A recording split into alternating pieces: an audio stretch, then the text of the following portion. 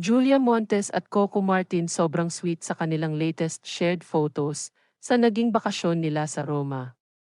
Kapansin-pansin talaga ang pagmamahala ng dalawa at nag-enjoy ang mga ito sa kanilang relasyon sa pribadong paraan. Ngunit sa ngayon ay nagiging open na din silang isa publiko ang kanilang relasyon dahil nga sa napaghahalata na din naman ito ng mga tao.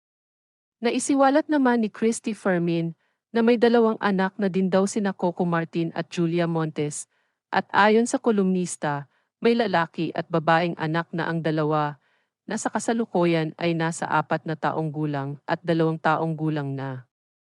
Hindi din nakaligtas kay Christy Fermin na sa ngayon din daw ay ipinagbubuntis na din ni Julia Montes ang pangatlong anak nila ni Coco Martin.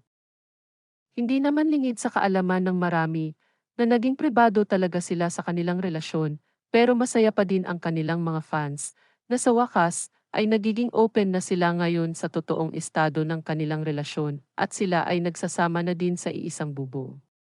Sa ngayon ay todo ang suporta ng mga fans sa kanila at hoping na maipakita din nila sa publiko ang kanilang mga anak at paniguradong may magagandang lahi ang mga ito dahil may pinagmanahan.